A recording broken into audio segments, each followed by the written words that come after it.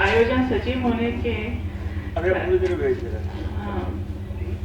के कारण मैं थोड़ा सा कुछ बोलना चाहूँगी, अपने आप को रोक नहीं पा रही हूँ। जैसे क्योंकि मैं मध्य प्रदेश से आई हूँ और शासकीय महाविद्यालय में हमने देखा है कि जैसे जो NEP 2020 चली है, तो ये नई शिक्षा नीति जो आई है उसमें क्या है कि सारा सिलेबस उन्होंने चेंज किया है। अब उसमें चेंज किया है क्या, जो वर्षों से जो सिलेबस चला आ रहा था, जैसे मैं इतिहास पढ़ाती हूँ तो मैंने ये देखा कि उसमें आइडिया ऑफ भारत, जिसमें कि पूरे भारत की संस्कृति के ऊपर ही है। जैसे कि मैम ने कहा कि जो हमारे ऋषियों की परंपरा है वो चलना चाहिए आगे भी, तो निश्चित रूप से मैम ये परंपरा चलेगी, उसकी शुरुआत हो चुकी है।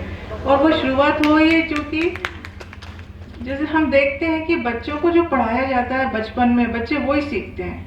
अगर बच्चे कॉन्वेंट में जाते हैं, उन्हें वहाँ की जो परंपरा चल रही है उन्हें वो समझ में आता है। उनको लगता है कि मतलब वह ये सोचे कि उनकी टीचर जो सिखा रही है, उन्हें ऐसा लगता है कि हमारी टीचर सही बोलती है, हमारे पेरेंट्स गलत बोलते हैं। लेकिन टीचर भी वही पढ़ाएगी जो कि हमारी परंपरा है, वही बच्चा अपने घर में परिवेश पाता है, तो कहीं से कहीं तक उसके भटकने के चांसेस नहीं होते हैं। तो अभी पूरी शिक्षा नीति में भारत के जो हमारे भारतीय साहित्य के जो गौरव हैं, हमारे वेद पुराण उपनिषद, सब इनको उन्होंने सिलेबस में शामिल कर लिया है। तो ये परंपरा तो आगे बढ़ेगी ही बढ़ेगी।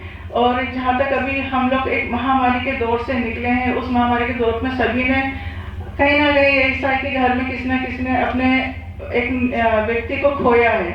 मेरी स्वयं की मदर भी कोविड में चली गई थी 2020 में, 4 अक्टूबर 2020 को।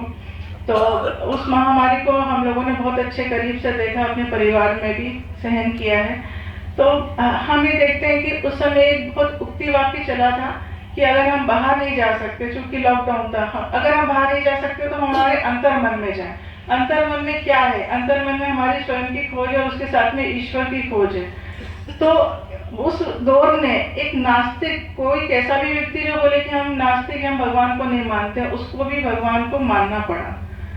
तो आधुनिकता के साथ में आध्यात्मिकता सदैव चलेगी, जो कि सिंधु घाटी सभ्यता से भी हम देख रहे हैं। उसमें भी हमने भगवान की मूर्तियां देखी, श्री आदिशक्ति को वो मृण मूर्तियों में हमने पाया, पाशुपति शिव की हमने मूर्ति देखी है।